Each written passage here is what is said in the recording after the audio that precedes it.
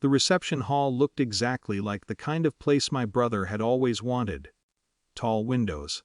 White tablecloths. Those gold chairs that seemed designed to make every photo look expensive. There was a soft hum of conversation when I walked in.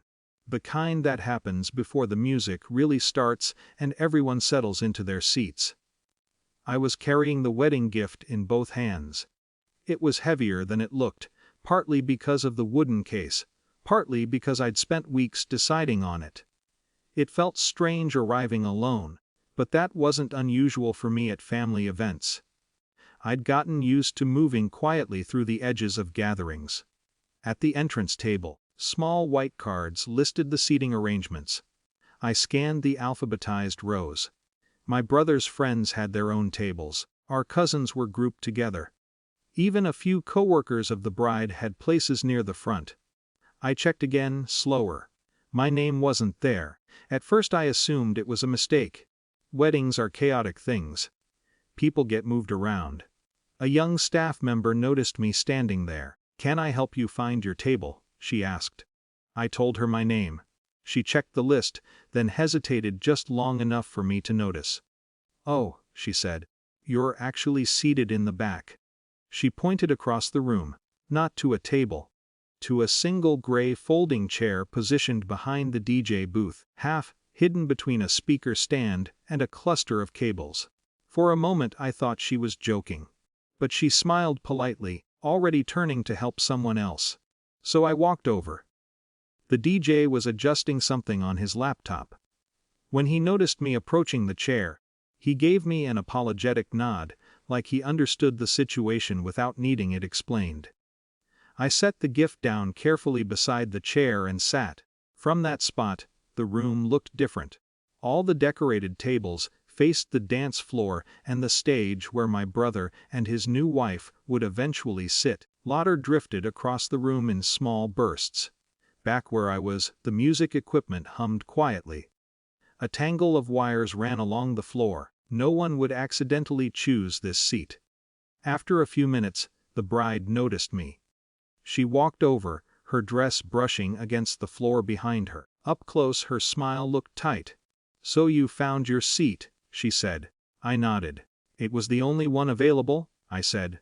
Her expression shifted slightly, amusement more than embarrassment. "Well," she said, "you should be grateful we even let you come." The words landed casually, like she'd said them many times in her head before. My mother appeared beside her, holding a glass of wine. She looked at the chair, then at me, and laughed. "Oh, don't make a thing out of it," she said. "It's not like you're important." The comment didn't surprise me. That was the strange part. There are moments when something clicks into place, not dramatically, but quietly. Like realizing a puzzle piece has been upside down for years. Sitting there behind the DJ booth, I suddenly saw the pattern more clearly than I ever had. Family dinners where my brother spoke for everyone. Holidays where I was asked to help set things up but never really included. The small jokes about me being the quiet one. I'd spent most of my life telling myself it didn't matter. Maybe it didn't. But the chair said otherwise. I stood up. Neither of them seemed alarmed. They probably expected a complaint or an awkward attempt to negotiate a better seat. Instead, I picked up the wooden gift box. "You're right," I said. The bride raised an eyebrow. "You're not important here," my mother added with a shrug, as if clarifying the point. I nodded. "Exactly?" I said. "So I'll take back what I brought." For the first time, the bride looked uncertain. The box wasn't small. When I lifted it, the DJ glanced over. He recognized it immediately. Earlier he'd helped me carry it in from the parking lot. I started walking toward the exit. Behind me, the DJ called out over the microphone before he seemed to realize what he was doing. "Hey, do you want help taking that back to the car?" Without thinking, he hit pause on the music. The room went silent. It wasn't dramatic silence, just the sudden absence of sound that makes people look up from their conversations. Dozens of heads turned. My brother, standing near the head table, frowned as he saw me moving toward the door. He hurried across the floor. "Wait," he said when he reached me. "What's going on?" I held the gift in both hands. "I was leaving," I said. "Why?" I glanced briefly toward the DJ booth. "That chair back there was mine," I said, apparently. He looked confused. "What chair?" Behind him, the bride and my mother stood watching. For a few seconds he didn't speak. The realization moved across his face slowly, like someone replaying a moment they'd missed. "I didn't know about that," he said quietly. "I believe you," I said. Neither of us raised our voices. There was no crowd gathering, no shouting, just people pretending not to stare while clearly listening. "I'm not trying to cause a problem," I added. "I just don't think I belong here tonight." He looked at the box. "What's in there?" "A wedding gift." Another pause, then he nodded once.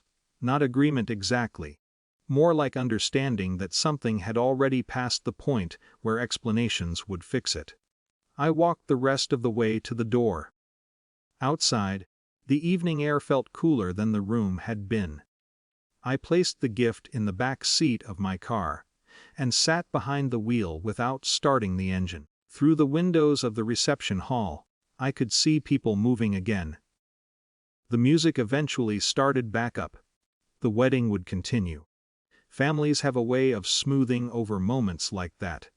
But as I sat there in the quiet parking lot, one thought kept returning.